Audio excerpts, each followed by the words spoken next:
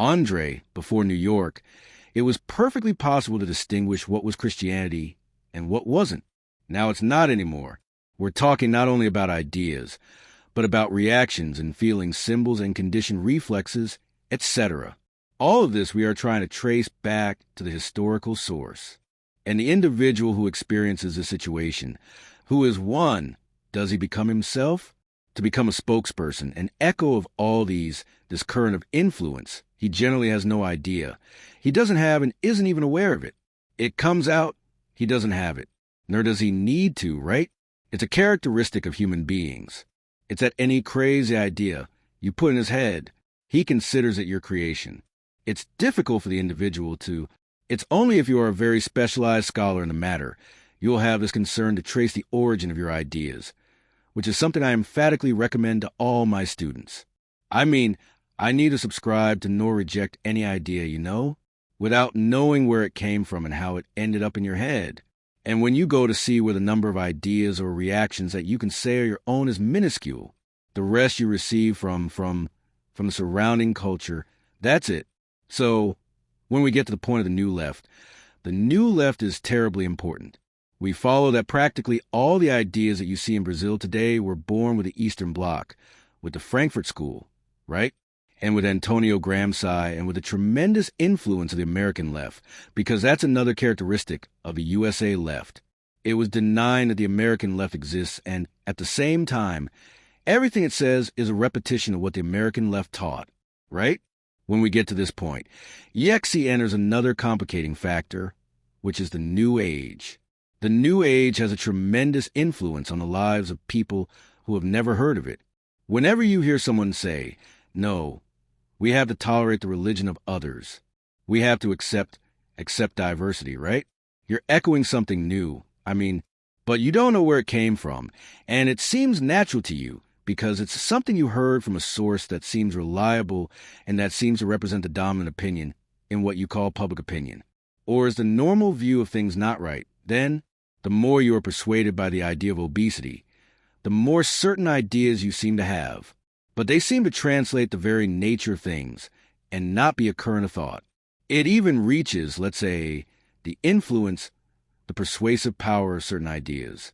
It becomes such a powerful and profound thing that denying them or ignoring them seems like a mental illness.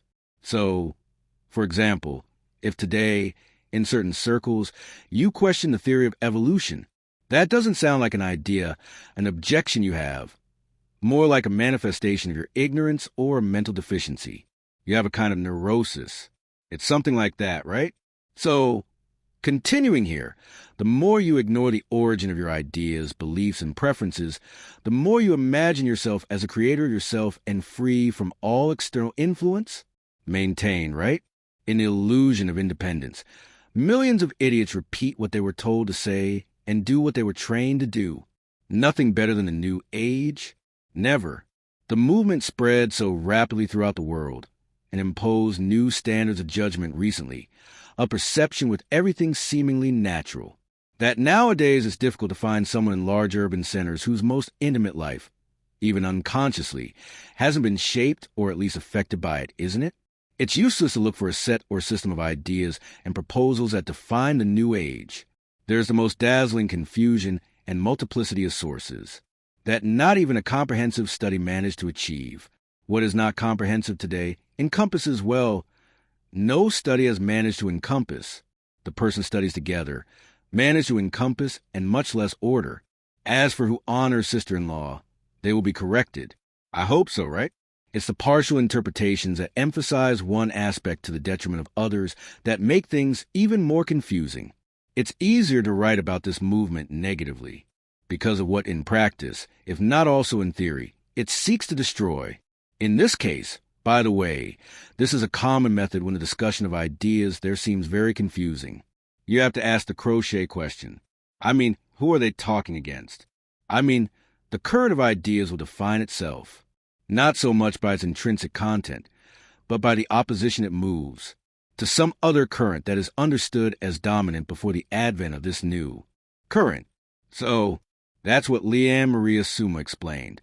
It's the form of a philosophical thesis. Isn't that right, Gob? Okay, but it's a dwarf. It's Yes, you have to have a no, right? At this point, there is no doubt whatsoever. Whatever the intentions may be, TOC, the Christian unity of Western civilization, as a mix of religions, traditions, spirituality, magic, and diverse mysticism. Because nowadays the average citizen can no longer distinguish what Christianity might have been. If you take the average citizen, it won't be a big city like Sao Paulo or New York. Paris, a little less so. You'll see that the set of feelings, of reactions that this individual, considered manager, has for him, what does that represent? God has nothing. Christianity is all a new era thing. I mean, it's already 111, a reworked, altered version. So, once I saw a series of interviews with people on the street, asking people, do you think you're a good person? Do you think that when you die, you'll go to heaven? 100% answered yes. I'm going to heaven, and why are you going? Crucially, because I'm a good person. I don't harm anyone. I don't speak ill of people. I don't steal. No, I didn't steal, I killed, etc., etc. So the individual thinks that where the criterion for the final judgment is these banal virtues of everyday life. You understand that virtues, decency, honesty, etc. He thinks that's the substance of Christianity. That has nothing to do with it. That's it. It is. It's the ideology of modern democracy, isn't it? How can one, this set of banal reactions, in fact, replace Christianity? It was exactly the New Age. I mean, before New York, it was perfectly possible to distinguish what was Christianity and what wasn't. Now it's not anymore. And that means that Christianity, in quotation marks, in people's minds, is eminently a product of the New Age and not a Christianity. Probably, he says. Well, overall, the New Age had this effect, right? Yes. So, in that sense, it's a compliment, or an extension of the famous Frankfurt School program that George Lucas, at the beginning of the Frankfurt School, renounced as a destruction of Western civilization. Isn't that what we oppose, to understand it? The young madman, huh? What was he opposing? I mean, socialism? I mean, it's not so much capitalism, but it's a thing called Western civilization, or is it Judeo-Christian use? That's what we need to destroy. But why did this create around capitalist democracy a protective shell, so that proletarian ideology, if it is reveals itself as impossible to penetrate there, it works. So we have to destroy this protective layer. Yes, and then proletarian ideology, that will have a chance. This was a program launched more or less by the biologist closing. And then you see here, whether or not there's an organizational connection in that sense. And today I know that it exists, doesn't it? But that's not our subject. The New Age appears as just another chapter. My dear heroes, is this an undertaking of destruction or of solution, or absorption, or overcoming of Christianity?